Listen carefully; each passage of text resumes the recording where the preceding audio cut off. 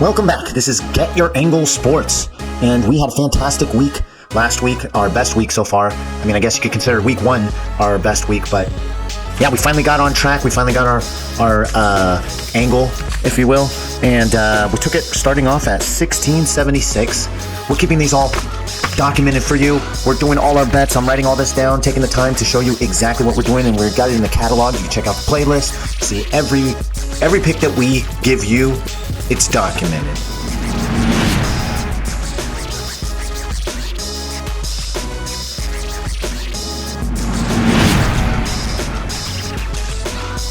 We release it. If you're subscribed, you get it on time.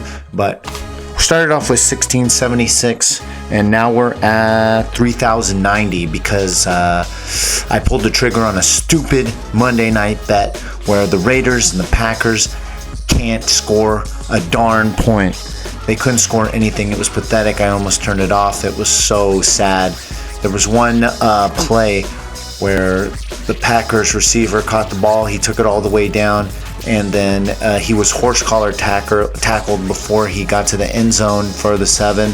And that would have set the chain reaction for, having to score a touchdown, but they couldn't get it in the end zone. And after that horse collar tackle, they gave it to him like on the 5-10 yard line. That was pathetic. It was so sad. And I'm tired of Garoppolo. We need to get him out of there. You need to get him out of the NFL. Go send him back to New England, wherever he came from, and put in Aiden O'Connell. That guy can light it up. We've seen him play at Purdue, and he can light it up. I know Raiders fans would be happy. I think football fans would be happy to see a Las Vegas team that's just lighting up the field, throwing the ball, getting lots of yards, putting up lots of points. I mean, Derek Carr was putting up points not too long ago, but he's kind of fell off the map. He's probably in the rankings. I saw he was like 24th in the rankings for quarterbacks. In fact, Jameis Winston looks like he's better quarterback right now than Derek Carr. I don't know what happened to him. He's got everything that he needs, everything that he had over in Oakland when he was doing really well, and still, I thought it was the coach. I thought it was McDaniels, but might be him. He might just be done. Might be ready to run that backup role. He's a heck of a motivator. So apparently he's not the winner, but we're looking at kind of a recap of week 6. It was a great game, great week of games. Let me get my words right. But we started off with Jacksonville State on Wednesday. They continued to win 5-1. They're looking really good. They're going to have their week off, and then they're going to go to Western Kentucky. I'm not sure if they're going to Western Kentucky, but Western Kentucky is playing equally as great as Jacksonville State, but they're a level up. So I'm going to be watching that game for not this week, but next week. I'm really excited to play Western Kentucky in that game if we all agree and we think, by the way, that Raiders game, that was my fault. I picked the over. I had all that, and they just agreed with me. Well, the whole team came together. We had the Boston Bruins tonight, but I didn't pull the trigger on that. It takes a lot for us to get it, to release it to the public, release it to you guys, because we want to keep that bankroll flowing. But the Boston Bruins, Ace had that pick, and he told me, and he was begging me to put it on there. He said he had it, and he gave it to me, and they leave it up to me to put it out there, but I did not.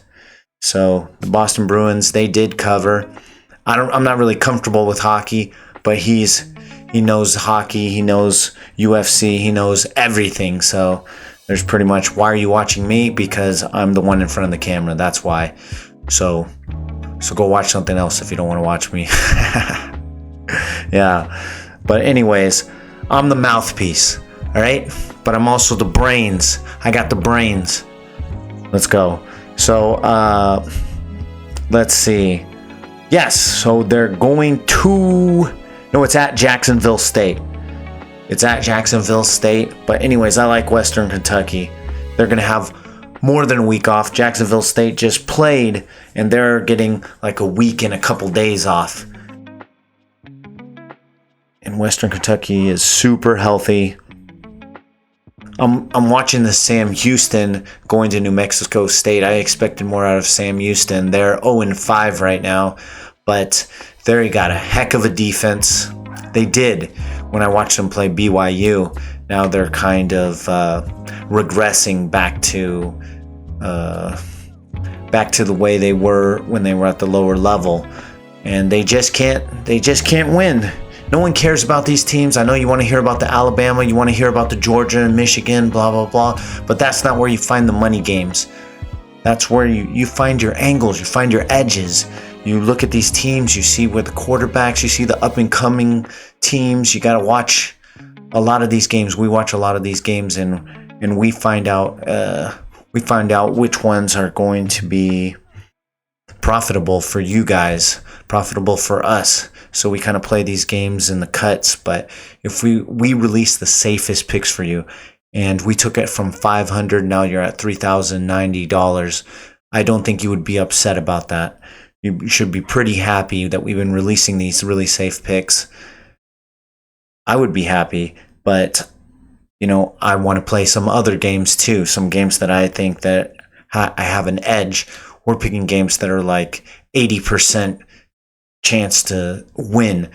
You bring your percentage down when you take the spreads and so on. We try to parlay some of these really good money lines that are safe, not look aheads. We look at the schedules, we look at the injuries, we look at everything. So we had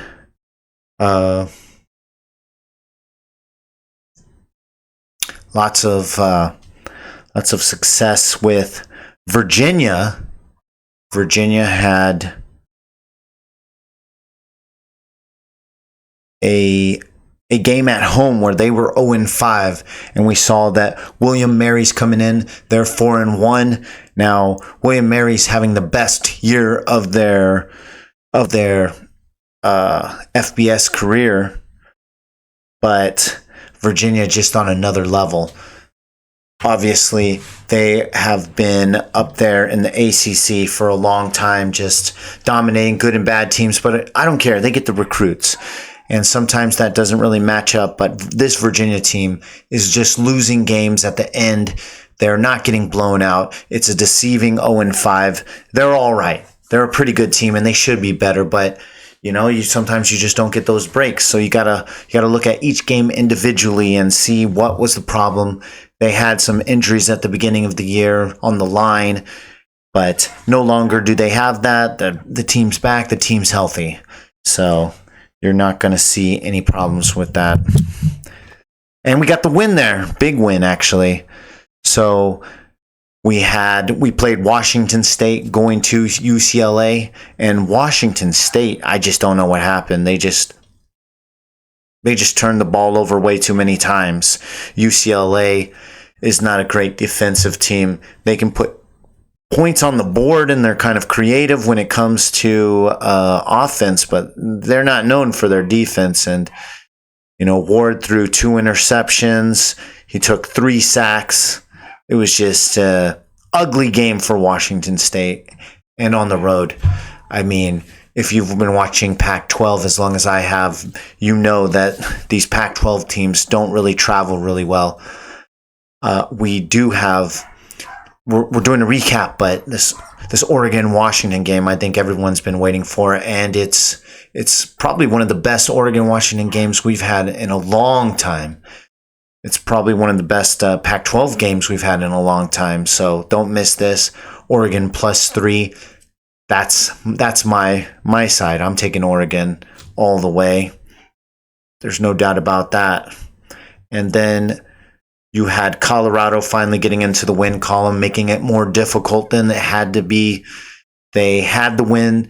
They were going, and the defense couldn't step up. The Arizona State team looks scrappy, and they tried to pull it off at home, but Colorado was just due.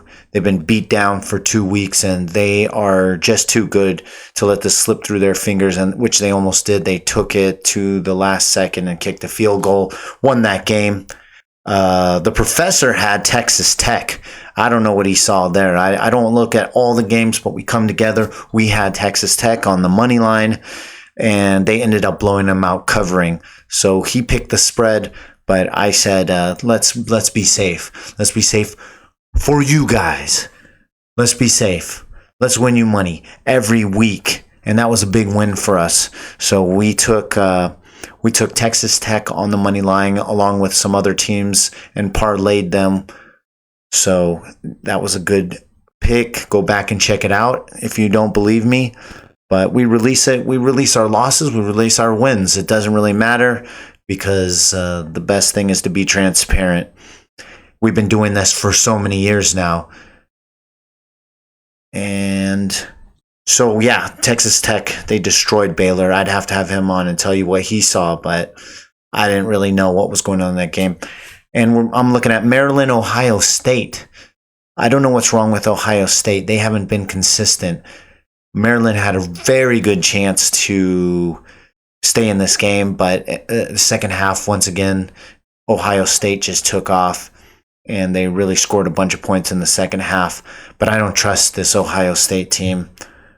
Obviously, I already have my money on Michigan to win it all. But we're going to see them at Purdue. Big game at Penn State. I think Penn State can take them out. So can't wait for that. But we got huge game, LSU, Missouri. Now, these early games, I had a bunch of feels for that. And I couldn't lose.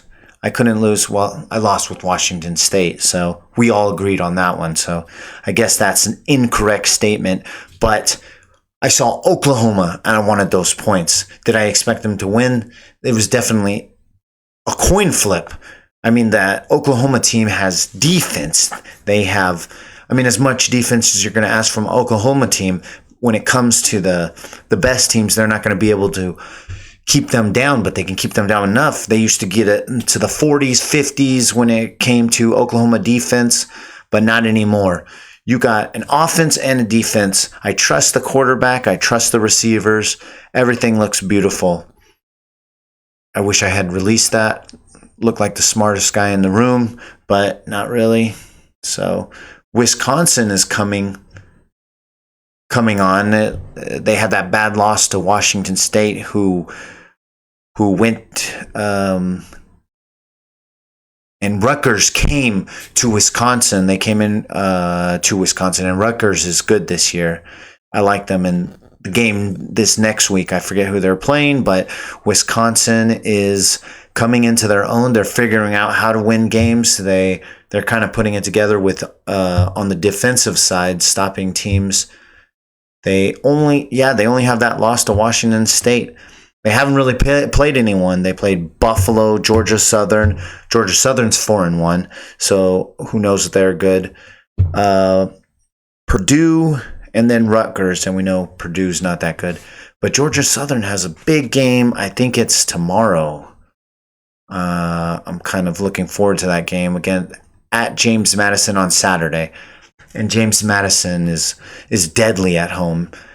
They can put up points and just enough defense to get the job done, but mostly put up points. They run that spread, and they just kill teams with passing yards and open, kind of like that SMU team. Those teams used to be.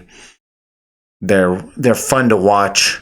I got James Madison winning at home, but Georgia Southern is playing some good football this year. Only lost to Wisconsin, so that'll make it fun to see them go over to James Madison, which not a lot of people watch or pay attention to, but they are legit.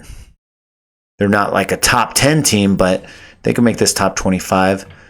You got UNC rolling at 5-0. That's one of my dark horses to win it all. You got UNC. They haven't let a team play against them all year. So I'm thinking about putting some money in that futures to see if they can win the whole college football championship. Let me know in the comments what you guys think about North Carolina, but definitely I could drop a couple hundreds on North Carolina, and I think it's at plus 1,300. It's got to be more than that. I forget what it is, but it's a high multiplier, and you're going to get good value because they're going. So oh man, this looks even better every time I look at it. But so you got Miami this coming up game, and I know Miami's going to be hungry because they just lost this game, but I don't think they have the offensive power to keep up with North Carolina and North Carolina's edge rushers. They look phenomenal. They seem to be getting in there so easily. They're just doing swim moves. They're doing spin moves. They're bull rushing. I don't know what happened because North Carolina didn't have a defense, and now they have a wonderful front line. So you're not even able to set it up. And the quarterback for Miami is pretty good. I can't remember his name, but he's pretty good. I think he's a little short, but aren't we all compared to football players, right? So then they've got Virginia, Georgia Tech, Campbell, Duke, who lost their starting quarterback. Duke was I wanted Duke. I wanted Duke bad, but they're done. Cinderella story's over with them. Then they got Clemson and North Carolina State. Could they lose one of these games? Absolutely, but I think they will run the table. They have that swag about them this year, so they should take the ACC. They're going to run the table, be undefeated. Do they get in the top 4? I would hope so. Right now they're at 12. It's kind of disrespectful, but they should be above some of these teams in the rankings. They should be a lot above a lot of these teams in the rankings because they have not let a team play. It's just blowout after blowout. They had that. So they did have 40-34 double overtime at home against App State. So I guess that might be keeping them out. But they always have trouble with App State. I wouldn't say always, just this year and last year. So then we got Alabama at Texas A&M. So Texas A&M is done. I like Texas A&M. I thought they would give Alabama a lot of problems, but it looks like the money cannot buy the win. Jimbo Fisher and the Aggies are done. This week, a lot of teams got eliminated from the college football championship unless some weird things happen. You got some 2-loss teams, and I don't see that happening. So you got Alabama winning 20-26, and the spread was plus 2.5. So it looks like Alabama's putting it together. There was a lot of deficiencies on their team, on their offense, on their secondary, and they're being able to beat some teams with just pure, while they're letting Milroe kind of catch up to the system, catch up to the speed of SEC football, and he's coming around. I mean, they pulled him out. They put in every quarterback, and he stepped up, and he looks like he owns the spot now. So, good for him. Kudos to him for him. I'm rooting for him. I like him. He seems like a heck of a kid, and he got that spot, and now he earned that spot. That's a big difference. That's a lesson for you kids out there. If you go watch what he kind of went through and the doubters, and they're not being nice out there on the radio. He's got to hear they only lost one game, and then everyone's tripping out there, but that's no joke. You don't lose over there. So then you got Purdue at Iowa. Iowa pulled it off. They're 5-1. But this next week, they are going to Wisconsin, who we talked about earlier, and it's a -10 spread. So I kind of looked into that, and they're having some problems. Obviously, the star quarterback, Cade McNamara, is out, the transfer from Michigan. But they have, on their defensive line, they have their star defensive lineman. He got suspended by the NCAA, but now he's back, but they're not sure if he's going to play. And that's huge for them. Everyone knows that Iowa defense is their bread and butter. So we're going to find out if they're the real deal or not. But minus 10. They're getting 10. Iowa is getting 10 at Wisconsin. That don't make no sense to me. Wisconsin's offense isn't good enough to score that many points unless this is a real problem for them. But Iowa's usually pretty deep in the defensive department. I'm going to look more into this, but I don't see where that kind of deficiency is going to happen. And then you got UCF getting blown out by Kansas. I mean, I know UCF had their quarterback injured, but I don't think the backup's pretty darn good. But Kansas, the Jayhawks, my goodness, they're going to be a formidable opponent in the future, but not right now. 5-1, that's fake. They're gonna suck it up pretty soon. Let's see when Oklahoma State. Well, there we go. They're gonna suck it up at Oklahoma State. I see that as a loss. It's +3 Oklahoma State. It's just little brother Kansas is going to not be able to meet the level of Oklahoma State. It's just sometimes teams have your number. I don't see them getting another win. They're another long shot for the championship, but don't put your money there. You got my Rice Owls dropping one. So UConn came in. That's ridiculous. You don't lose to UConn 1-5. They were 0-5, and that's just disgusting. Yeah. JT Daniels just found a way. He couldn't score on the last possession. It's just disgusting. 31-38, Rice Owls drop a game. They were having such a beautiful season. This might work to our advantage because the next game they're going to Tulsa. That spread is not released yet. I think they get a bye week, so maybe they'll be undervalued again as the spread the odds makers catch up to this. And you got Georgia taking care of business against Kentucky. It wasn't even a game. My gosh.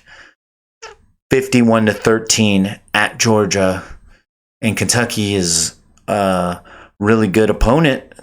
So it was going to show what is Georgia made of? Are they still focused? Are they still number one? And the answer is yes. Yes, Georgia is still number one. You've got them running at a high level right now. Best in the all of college football. And they just couldn't. So defense, offense, 4 touchdowns for Beck. And let's see what our boy Bauer did. Let's see, Brock Bauer. Ooh. Yeah, he's not, that doesn't look good. He only had 1 attempt. Yeah, I'll have to look into that. That doesn't look too good.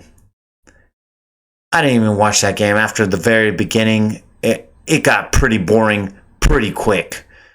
And I'll have to look in to see if Bauer got hurt or something. We'll see. So you got Notre Dame. They're done. They lost to Louisville, 2 losses. Louisville, 6-0. Yeah, that's an impressive. I did not see that coming. That's one of those things that's under the something. You know what I mean? Nobody saw it coming. Louisville, they haven't been very good as of late. As of last year, they were middle of the pack, but now they're number 14. They're at number 14, and they beat Notre Dame. I mean, Notre Dame is legit. Sam Hartman. What did you guys do? If they win that Ohio State game. Oh my gosh. If they win that Ohio State game, this is a different. They couldn't even get in undefeated. So how are they going to get in with 2 losses? That's just disgusting. I'm so disappointed. They had their chance. Everybody wanted to see them. You love to hate Notre Dame. You love to bet against them. You love to see them lose. They're fans. They're diehards. But, man. So North Carolina, now that I'm looking at the rankings, they're at number 12. You got Florida State up at number 4. Granted, they did play some higher level opponents, but I don't think that's going to. I mean, I think North Carolina is better than Florida State. They'll probably face them later in the ACC championship. Who do you guys think makes it to the ACC championship? Let me know down in the comments. Let's see. We got Penn State above them. Okay. Well, Washington, Oregon, one of those guys is going to drop. North Carolina is going to jump up there as long as they don't lose that focus. We'll see. Texas, they lost that game to Oklahoma. Maybe they go back. I don't know. I don't know who they should be in front of, but there's a couple of teams. And I just got the word. For a pick that we're going to make tomorrow. And this is going to be a 3-team parlay. So check us out tomorrow. I'm probably going to release it pretty darn soon. Probably first thing in the morning so you guys can get ahead of it. But it looks like a really good pick. And we're going to see. I got the confirmation. That should be very interesting. Has to do with college football, NFL. I mean, what the heck? So finally, we got Fresno State losing. They were 5-0. They went into Wyoming. That was kind of a red flag because Wyoming always plays tough at home. Now Wyoming is going to Air Force, but Wyoming doesn't travel well. Everybody knows Wyoming doesn't travel well, but they play legit at home, kind of like Boise State. Boise State has that killer home field advantage. But Wyoming on the road going to Air Force, that's not something that you want to see. And they've played out of their 6 games, they've played 5 at home. So I don't even know if they know how to travel. They probably don't even know how to get to the bus. They probably didn't even know they had a bus. They're going to Colorado. We got Oregon State that beat Cal, and Cal is showing life. So Cal's playing. They're playing someone next week. Of course, they're playing someone next week, but I was looking ahead at that game, and it looks like that's a good. So they're playing Utah, and the spread is 11.5. So Cal's looking like they're coming into their own. They're kind of figuring out where they stand, figuring out how to work their offense. They're 3-3. They can put up points, and then you got Utah, and I don't even want to say his name, but we'll see if what's his name is playing for Utah. I'm so tired of this stupid narrative that just keeps coming up every week. Just take them out for the season. I guess it's good for your opponent to kind of plan for both, but I don't see them putting up points. I think you take the 11 with Cal. I think that's going to be a wise stance. Is that something I would release for the safe pick? And then finally, you got these guys. You got the Forks. We don't give them forks when we got the Wildcats. We got the Wildcats coming in to USC and taking them to 3 overtimes. That win was there. USC was scared. They were peeing their pants a little bit, you know. They had to change their underwear. But the USC did get the win. I'm tired of this USC team. They're not for real. And I can't wait for them to get exposed. They're going to Notre Dame. I expect them to get exposed. Caleb, he's not the Heisman. He's not the Heisman this year. It's not Bo Nix. I don't know who it is. Maybe it's Drake May over in North Carolina. Let me know what you guys think. Who's going to win the Heisman? But I don't see Caleb. once he starts losing, can you still give it to him? I don't think you have to. He's probably going to put up numbers, but this Notre Dame defense probably will stop him, probably will slow him down. I'm looking forward to that game. So we got USC going to Notre Dame. Let's see what the spread is. It is 2.5. Not much, but yeah, Notre Dame minus 2.5 at home. So the odds makers are thinking the same thing I am, or maybe that's the public perception. I'll have to see, but I think Notre Dame defense is legit. They're going to be at home. They're going to be super ready. They're going to have the awesome uniforms. I'm sure fans will be there. Coming off that Louisville loss, they're going to a bye. They got to be prepared. This is a big game. They're going to have all the lights on them. It's going to be obviously the primetime game. All the USC fans are going to be watching this. All those front runners. Yeah. Front runners. Yeah, all those USC fans. But if USC can get me a win, I'll take them all day. I don't care. I have no favorites. I just want wins. I'm just calling it how I see them. Some of those USC fans are not the greatest. What's up, guys? So that is your college football week 6 recap, along with a little bit of next week, this week, whatever we're gonna do, we're gonna see. So we got some picks for you. Go ahead, subscribe, hit that subscribe button, watch one of the videos here, and if there's not videos there, I didn't get to editing, so we're good. But regardless, hit that subscribe button so you can get the picks early, and then you get the information early to make